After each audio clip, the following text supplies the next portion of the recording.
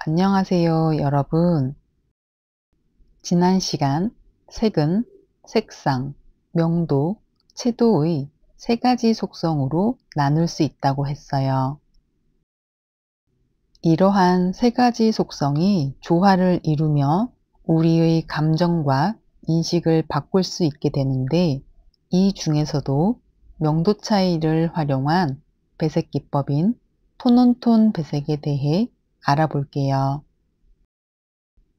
톤온톤 배색은 말 그대로 톤을 겹치게 한다라는 의미로 같은 색상 안에서 밝고 어두운 정도, 즉 명도 차이만으로 배색을 만들어내는 방법이에요.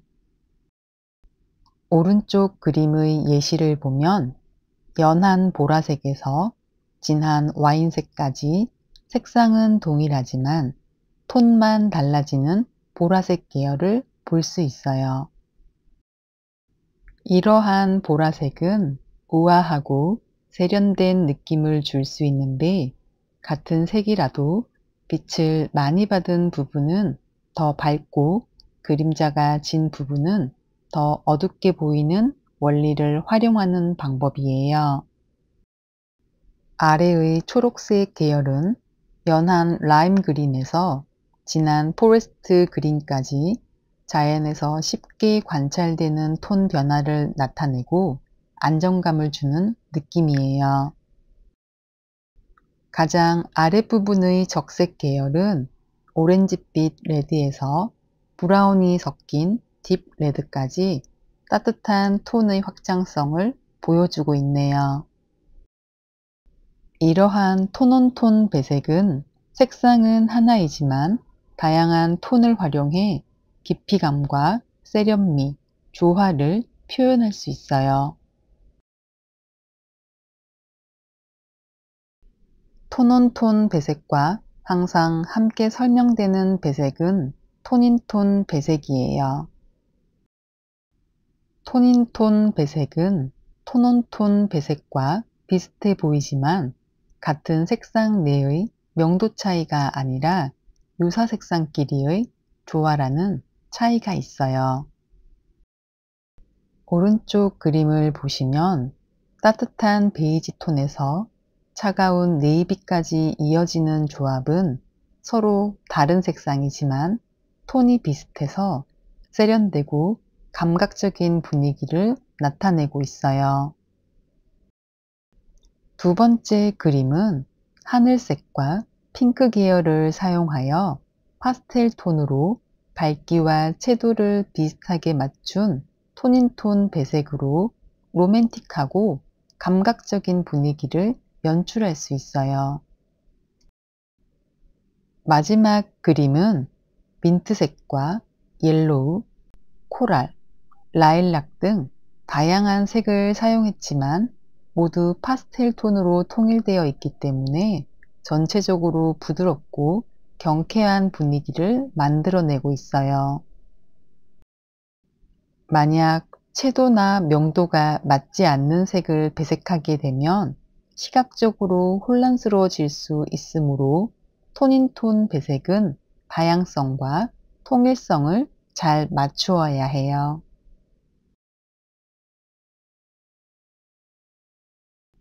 이번 시간에는 비율에 대해 알아볼게요.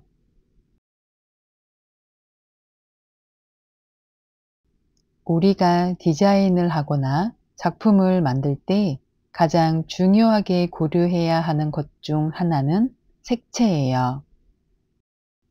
그래서 지난 시간까지 색채에 대해 알아봤는데, 색채 다음으로 또 중요하게 생각해야 하는 요소는 무엇이 있을까요? 그것은 바로 비율이에요. 비율은 단순히 수학적인 계산을 의미하는 것이 아니라 우리가 눈으로 보고 느끼는 조화와 균형의 핵심이에요. 화면에 보이는 그림은 레오나르도 다빈치의 비트루비우스적 인간이에요. 이 그림은 비율을 설명할 때 항상 등장하는 그림으로 인체의 비율을 가장 잘 보여주는 대표적인 도상이에요. 자연이 낸 인체의 중심은 배꼽이다. 등을 대고 누워서 팔다리는 뻗은 다음 컴퍼스 중심을 배꼽에 맞추고 원을 돌리면 두 팔의 손가락 끝과 두 발의 발가락 끝이 원에 붙는다. 정사각형으로도 된다. 사람 키를 발바닥에서 정수리까지 잰 길이는 두 팔을 가로 벌린 너비와 같기 때문이다. 화면에서 설명한 것처럼 사람의 팔을 벌려 원을 그리면 손끝과 발끝이 원의 테두리에 닿고 또 정사각형 안에 넣어도 정확히 맞아떨어지게 돼요. 이는 인간의 신체가 단순히 우연이 아니라 자연이 만들어낸 완벽한 비율의 체계를 가지고 있다는 것을 설명하고 있어요. 이처럼 자연 속에 존재하는 균형과 비율은 미술, 건축뿐만 아니라 플로리스트 디자인에서도 그대로 적용하게 돼요. 또한 우리가 제작해야 될 포트폴리오 과제에서도 색채와 비율이 큰 영향을 미치는 요소로 고려되고 있어요. 화면의 사진은 크란츠 작품으로 화환이나 원형 장식 형태의 디자인이에요. 플로리스트 작품 중 크란츠는 단순한 도넛 모양의 구조가 아니라 황금 비율인 1대 1.6대 1의 비율에 맞춰 제작하라고 배웠을 거예요. 바깥쪽 큰 원과 안쪽의 작은 원, 그리고 그 사이의 여백은 황금 비율을 따르고 있어 보는 사람으로 하여금 자연스럽고 안정적이며 아름답다라는 느낌을 전달할 수 있어요. 이러한 황금 비율은 시각적인 조화와 안정감을 전달하는 핵심 원리로 디자인 구상 시 꼭 필요한 요소예요. 그럼 이러한 황금 비율에 대해 자세히 알아볼게요. 황금 비율은 황금수, 황금 분할이라고도 하는데 황금 비율은 두 수 사이의 비율로 근사값이 약 1.618이에요. 일반적으로 그리스 문자 파이로 쓰여지며 각 수가 다음 수에 더해지는 일련의 수인 피보나치 수열과 밀접하게 연관되어 있어요. 피보나치 수는 0, 1, 1, 2, 3, 5, 8, 13, 21이며 각 수와 이전 수의 비율이 점차적으로 1.618, 즉 파이에 가까워지는 수치예요.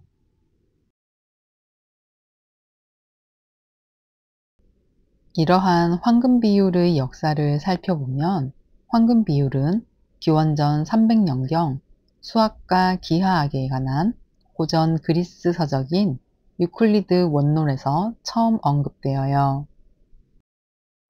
그러므로 황금 비율은 단순히 근대에 발견된 개념이 아니라 이미 수천 년 전부터 학문적으로 탐구되어 왔던 비율이에요. 오른쪽 그림을 보면 직각삼각형과 그에 따른 제곱도형이 함께 나타나 있는데 이는 유클리드와 더불어 잘 알려진 수학자 피타고라스의 정리를 상징적으로 보여주고 있어요. 아래의 인물 그림은 피타고라스예요. 피타고라스는 a제곱 플러스 b제곱은 c제곱이라는 직각삼각형의 관계식을 통해 수학과 기하학적 조화가 자연의 질서를 설명할 수 있음을 밝혔어요. 우리가 오늘날 황금 비율이라고 부르는 개념은 유클리드와 피타고라스 같은 고대 수학자들이 처음에는 특정한 이름을 붙이지 않았지만 그들의 탐구 속에서 이미 자연의 법칙으로서 존재하고 있었던 것이에요. 1509년 이탈리아 수학자 루카 파치올리는 신성한 비례라는 책을 출간했는데 그는 레오나르도 다빈치와 교류하며 단순함과 정연함을 동시에 보여주는 황금 비율의 아름다움을 칭송했어요. 오른쪽 위의 그림은 앞에서 보았던 레오나르도 다빈치의 비트루비우스적 인간이에요. 이 그림은 인간의 신체가 원과 정사각형 속에 정확히 들어맞는 비율의 완벽한 조화를 보여주고 있어요. 그리고 그 옆의 인물 사진은 레오나르도 다빈치예요. 아래의 그림은 레오나르도 다빈치의 또 다른 걸작, 최후의 만찬이에요. 이 작품은 구도의 배치와 원근법, 그리고 인물들의 위치가 황금 비율을 이루고 있는데 중앙의 예수 그리스도를 기준으로 좌우의 제자들이 대칭을 이루며 전체적인 균형과 조화를 보여주고 있어요. 그림의 전체 가로 길이를 황금 비율로 나누면 그 분할선이 예수와 오른쪽의 제자 그룹과 왼쪽의 제자 그룹이 경계에 위치하게 돼요. 또한 천장에서 바닥까지의 세로 구도를 황금 비율로 나누게 되면 머리 위쪽의 공간과 아랫부분의 무게중심이 수학적으로 안정된 구조 안에 들어 있어요.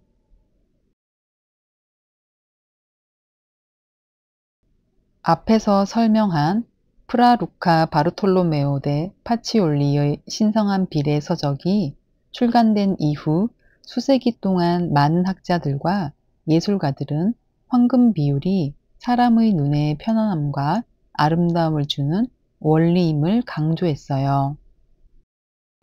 또한 이들은 황금 비율 선분, 황금 직사각형의 측면 비율, 황금 삼각형의 구조가 미술과 건축 전반에 걸쳐 나타난다고 주장했어요.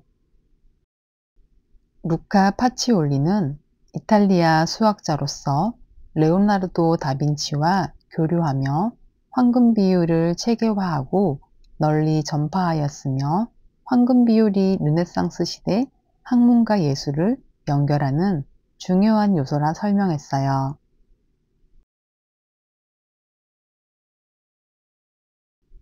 우리는 앞에서 고대 그리스 수학자들과 르네상스 시대 예술가들이 황금 비율을 탐구하고 작품 속에 담아냈다는 사실을 살펴보았어요. 그런데 황금 비율은 단순히 인간이 만들어낸 개념이 아니라 자연 속에서도 그대로 발견되는 질서라 볼 수 있어요. 황금 비율 애호가들은 특히 자연에서 찾은 황금 비율이 미적으로 완벽하다고 말하는데 화면의 앵무조개 껍데기 사진은 우리가 흔히 황금 나선이라고 부르며 황금 비율과 일치하는 대표적인 예로 자주 소개되고 있어요. 앵무조개 껍데기는 황금 나선형의 패턴으로 황금 비율의 비례에 확장되지만 모든 조개 껍데기가 다 그렇지는 않으므로 모든 자연 현상에 무조건 적용되는 것은 아니에요.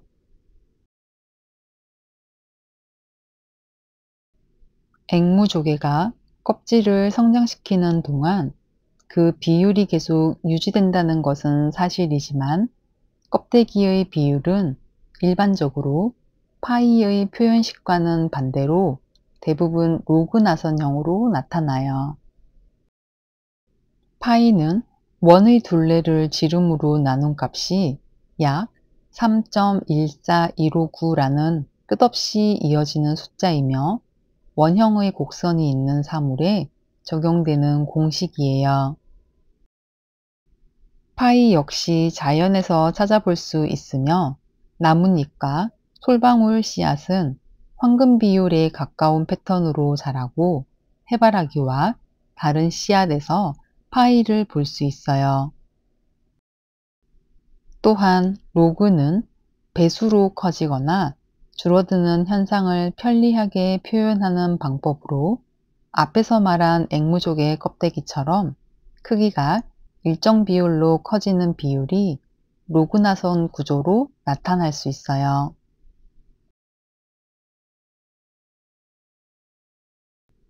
자연에서 파이의 공식을 사용하면 효율적인 분포가 가능한데 나뭇잎이 가지에 달릴 때 황금 비율 각도를 유지하며 자라면 서로 겹치지 않고 햇빛을 최대한 많이 받을 수 있게 돼요. 해바라기 씨앗이 황금 나선으로 배열되는 이유도 마찬가지로 한정된 공간을 가장 효율적으로 채우기 위해 황금 비율을 따르는 것이에요.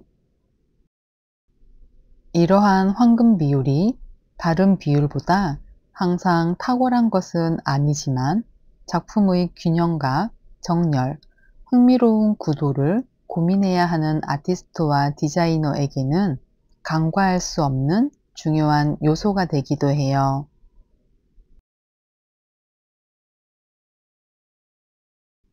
앞에서 황금 비율이 자연과 예술 속에서 어떻게 나타나는지 살펴보았어요. 이제 이러한 황금 비율과 밀접하게 관련된 피보나치 수열을 알아볼게요. 오른쪽 그림은 피보나치 수열을 시각적으로 표현한 대표적인 예시예요. 한 변이 1인 작은 정사각형 두 개를 이어 붙이고 그 옆에 한 변이 2인 정사각형을 추가해요. 이어서 변이 3인 정사각형, 변이 5인 정사각형을 차례로 붙이면 화면처럼 직사각형 안에서 점점 커지는 정사각형들이 만들어져요. 그리고 각 정사각형의 모서리를 이어 그리면 아름다운 피보나치 나선이 나타나게 돼요. 이러한 피보나치 수열은 0, 1, 1, 2, 3, 5, 8, 13, 21, 34와 같이 바로 앞의 두 수를 더해서 다음 수를 만드는 규칙을 가진 수열이에요. 여기서 중요한 점은 수열이 계속 이어질수록 연속된 두 수의 비율이 점점 1.618, 즉 황금 비율에 가까워진다는 사실이에요.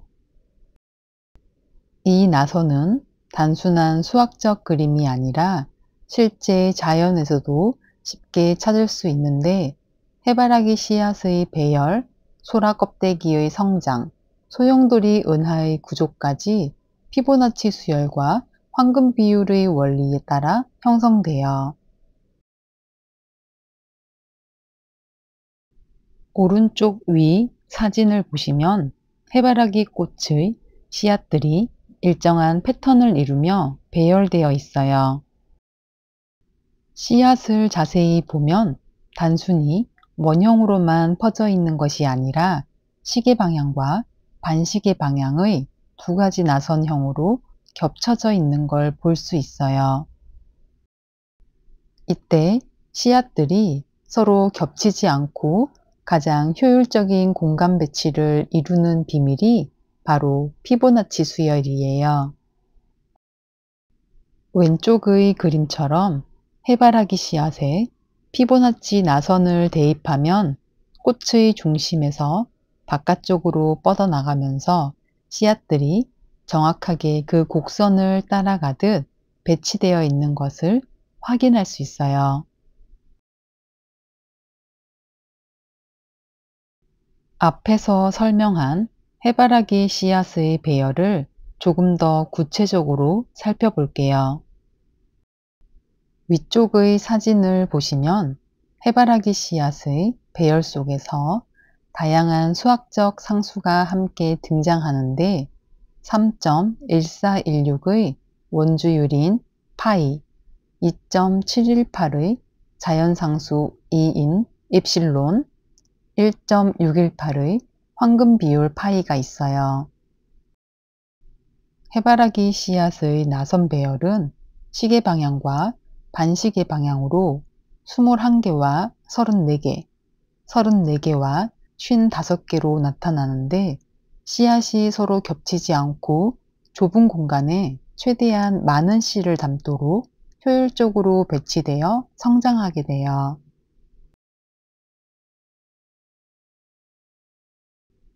앞에서 살펴보았던 해바라기 씨앗이나 앵무족의 껍데기와 같이 자연 속에서 피보나치 수열과 황금 비율이 나타나는 것처럼 플로리스트 디자인에서도 황금 비율이 그대로 활용되고 있어요.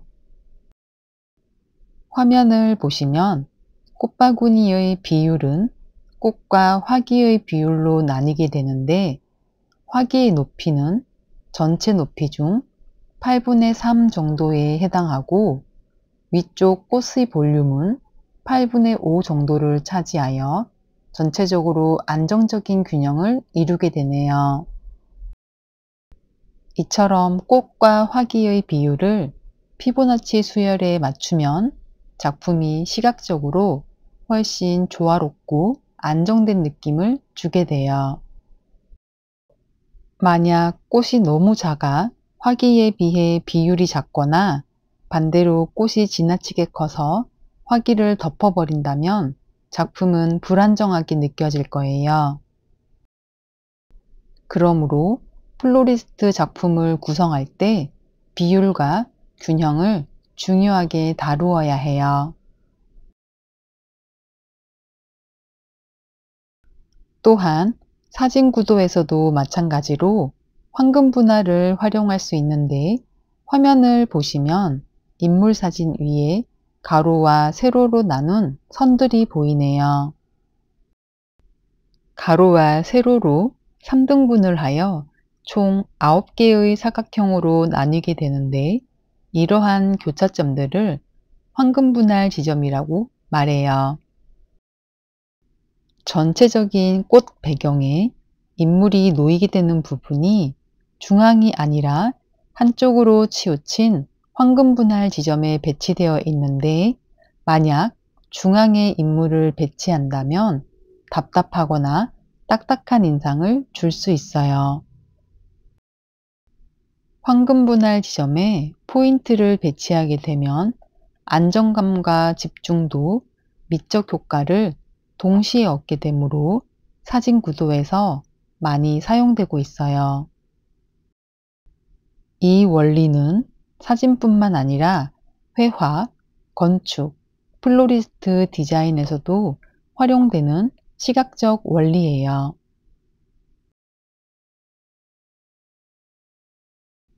앞에서 설명한 사진 구도의 3분할법을 이해했다면 구도가 표현되는 틀이 바로 화면 비율이라는 점을 알 수 있어요. 화면 비율은 단순히 가로와 세로의 길이 비율을 말하는데 어떤 비율을 선택하느냐에 따라 3분할 구도가 적용되는 방식도 달라질 수 있어요. 화면 비율은 사용자의 시청 경험, 콘텐츠의 표현 방식, 디바이스의 디자인에 영향을 미치게 돼요. 화면의 오른쪽 위 예시는 여러 가지 화면 비율이 색깔별로 표현되어 있네요.